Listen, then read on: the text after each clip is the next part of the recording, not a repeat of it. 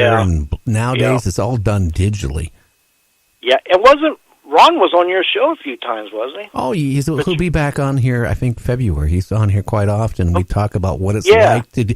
You know, he's a famous magician in the dark world. I knew he did something else. Yeah, okay. Yeah, besides acting. And, you should go out and rent Dark Realm. Anyway, but I'm just saying, it have sticky fun, by the way. But that's technology has just gone so far. It's scary. The same way, honestly, years ago, we wouldn't be doing what we're doing right now. If we didn't have internet, well, I know I would, but you probably wouldn't have a radio show. And right. It's called technology and the internet. Right. And, I grew up in the days where, we had dial phones and phone booths and it wasn't like today. You actually had to face people face to face and talk to them from time to time. Hey, I got one of those old, phone booths right next to my man cave where I park my motorcycles, right next to it.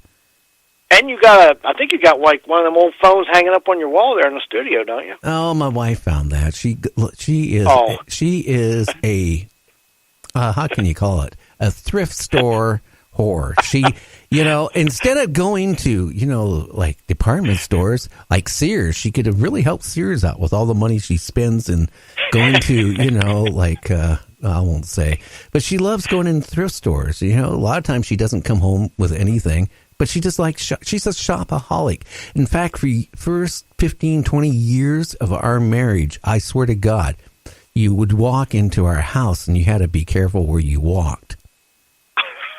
I'm saying that's how bad it was. And then one of my sons and me, we got this idea. Every time she went out and bought something, she didn't know what we were doing at the start.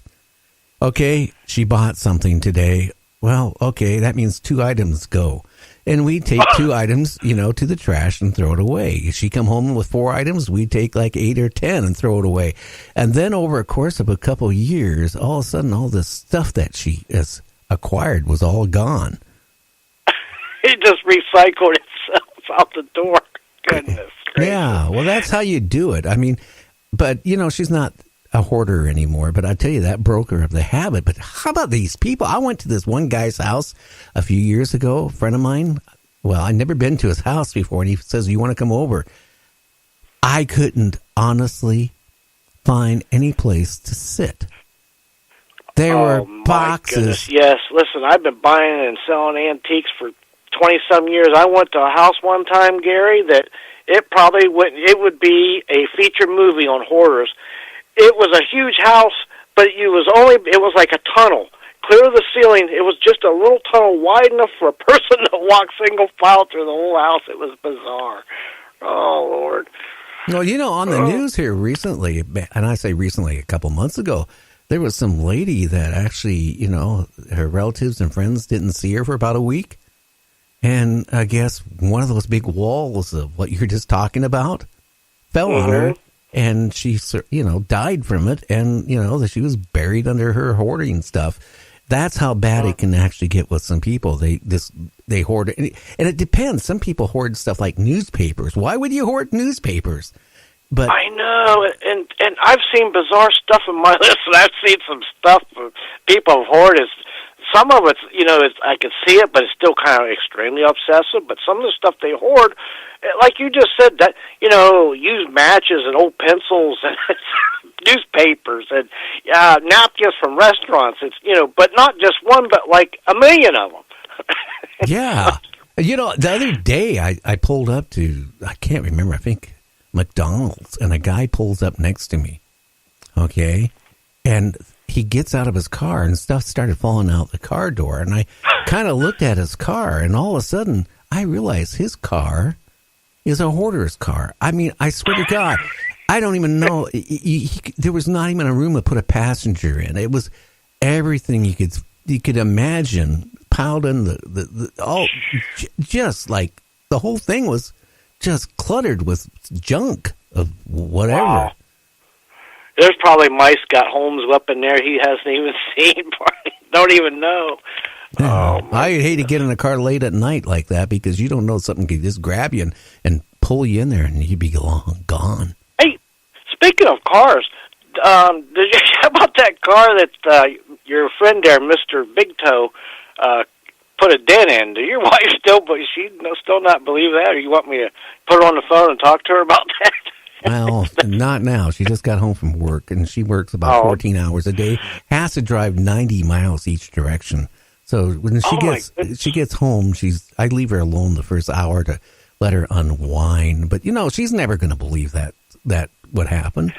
I mean, I love that story. That is great, man. That is you go home and wife's new car you borrowed. Yeah, Bigfoot put a dent in it. Yeah, right. Well, you know what? If my wife came home and was on a trip, and came back and said, "Hey, there's a dent in the car. I didn't have anything to do with it. A Bigfoot did." I'd look at her like, okay, either you were smoking something, drinking something, or you hit something and you just don't want to tell the truth. Which one of the three?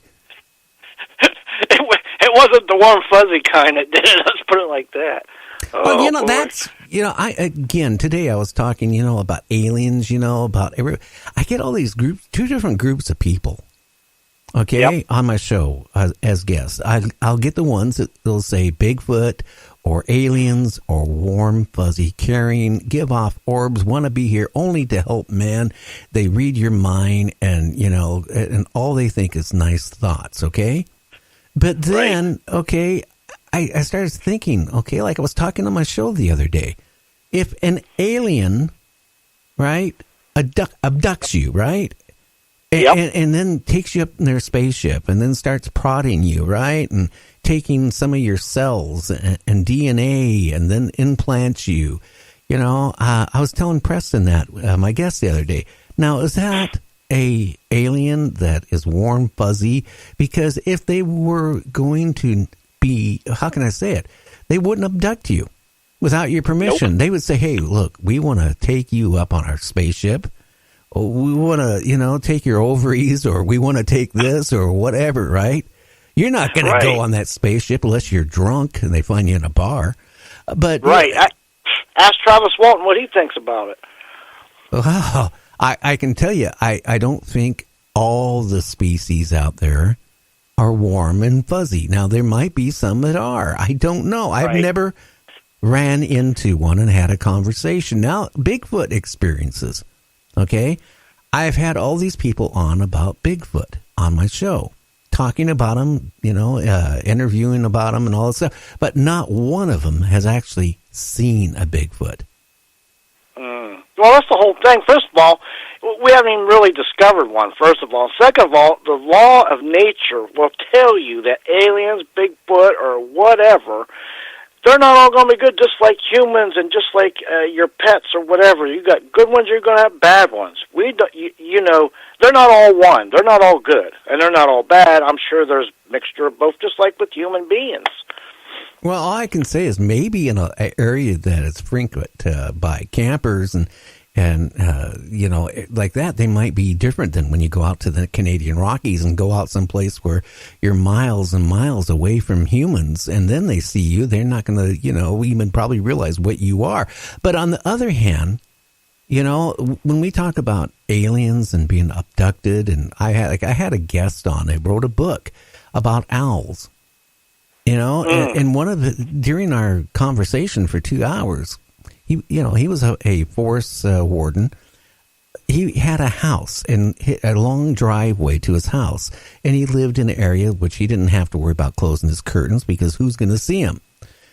He swears up and down that he saw these group of gray aliens walking towards his bedroom. Okay, and he's sitting up on his bed and he sees this. Then they come into his bedroom, going right through the wall and window, without opening anything. And then, that's all he kind of remembered. But then all of a sudden, he writes this book about owls. Every time he goes out to the woods, all of a sudden he starts seeing all these owls everywhere. Wow. Okay. But I try to stress to the guy, I said, well, look, you just told me that aliens came walking into your bedroom. You were undoubtedly abducted, right?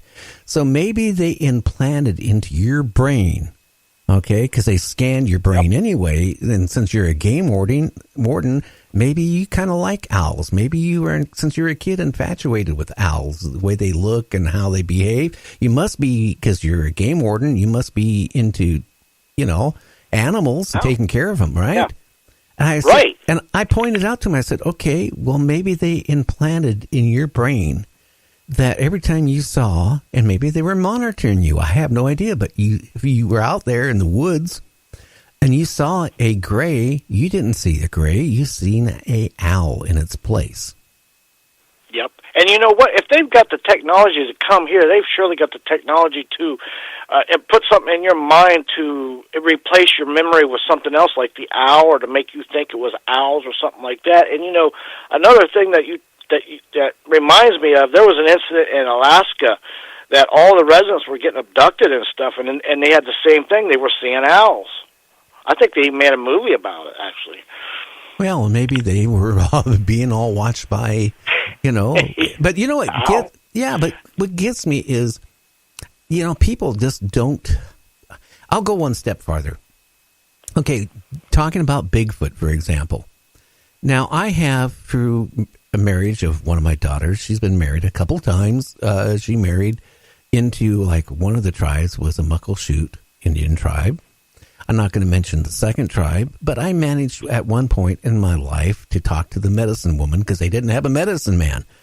And we were talking about stuff in general, and I mentioned Bigfoot.